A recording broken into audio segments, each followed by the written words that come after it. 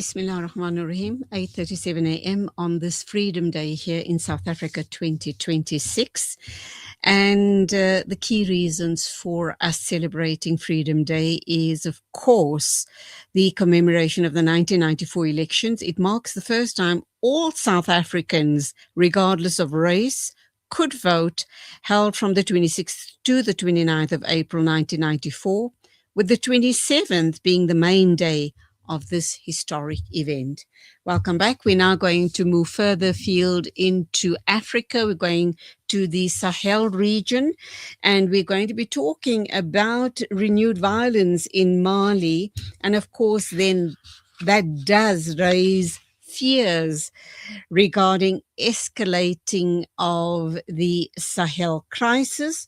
We will talk to Alimamy Bakarr Sankoh, who is, of course, the president and co-founder of the Sahel Solidarity Campaign Network. Assalamu alaikum to you, Alimamy Bakarr Sankoh.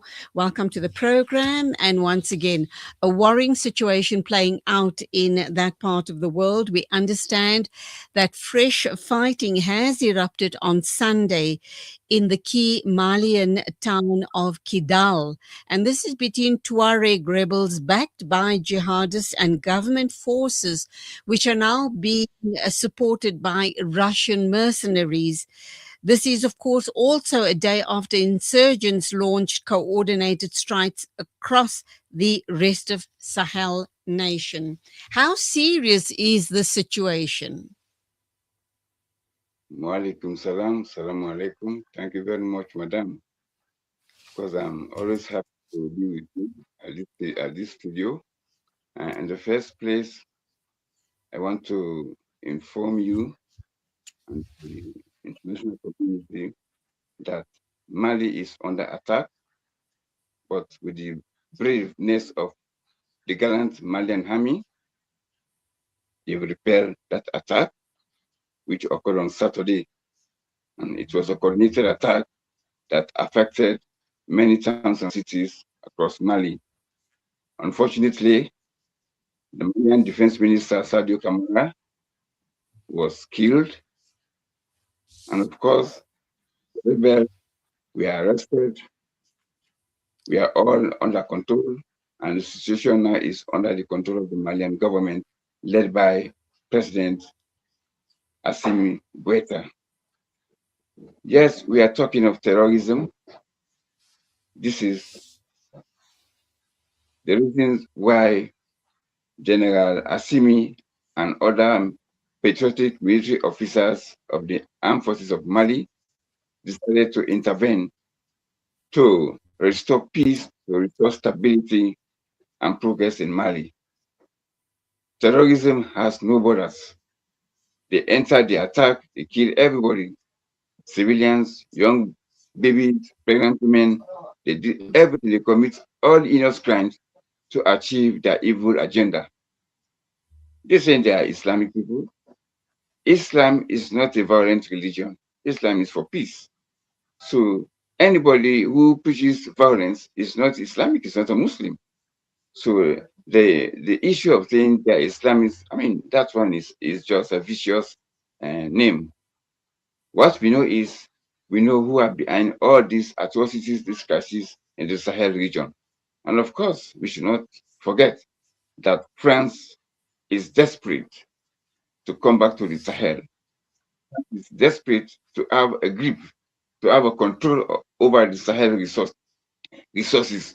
So you can see the level of which France can reach to achieve that goal by killing innocent Africans, by disturbing peace, by attacking our leaders, by assassinating African leaders on the continent. So this is the situation we are facing today in Mali. So, Brother Alimamy, let's look at two issues you raised. The issue around France wanting to get back a foothold in Mali. But following the junta's takeover, UN peacekeepers and French forces withdrew from Mali. So obviously the authorities turned to Russian mercenaries to combat the insurgency. And despite official claims that the situation is under control, there are concerns which remain about the government's capacity to respond effectively. Let's fix that narrative. What is the situation as far as the people on the ground are concerned? Well, in the first place, all these terrorist outfits fighting in the Sahel region, they are proxy organizations. They have been planted there by foreign powers, and France is behind their activities. That is first. And the second, the people on the ground, they are behind their leaders. Can you imagine Malians? They're coming out in their thousands in the street to support the Malian military to fight these terrorists, and they have succeeded. And other areas they are succeeding. I can assure you that the situation is now under control, and the Malian military, they are doing what they call mopping up exercises, cleaning the areas, the affected areas. Okay, my final question then to you would be that there is a feeling that the attacks marks a very dangerous turning point, not only for Mali, but for the wider Sahel region. If Mali falls, the whole Sahel region will follow. And of course, that means far reaching consequences, not only for the Sahel region, but for the better part of North of Africa. Would that be a correct statement? Yeah, let me be honest to you that Mali will not fall to terrorists. Terrorism has no place in Mali, I can assure you. But for instance, Mali having to be attacked and the rebels succeeded. Just for example, just to take a city like Kidal, then tell me, which country in Africa is safe to live? Even you in South Africa, you'll not be safe.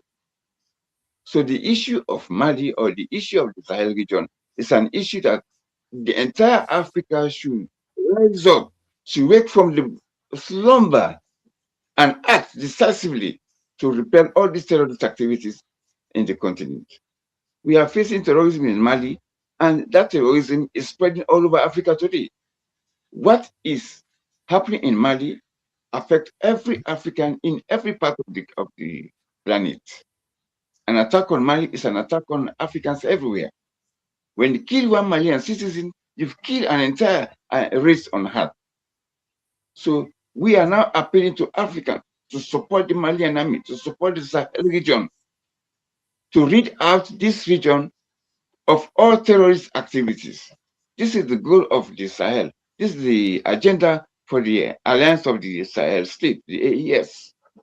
And I can assure you, the Malian army is a force to reckon with. It's a force Africa can rely on when it comes to security. That is my opinion. Okay, that's where we will leave it. Alimamy Bakarr Sankoh, you are the president of SASCAN. Thank you indeed for your insights on the issue that is unfolding in Mali right now. All the very best and salamu alaikum to you. It is exactly 8:46. We're moving along, and next we're going to be looking at the issue regarding the water situation in provinces around the country, particularly in schools as well. And we will be talking with Dr. Ferial Adam. She is with Water Can, and she'll give us the full rundown on the story, which is very concerning indeed.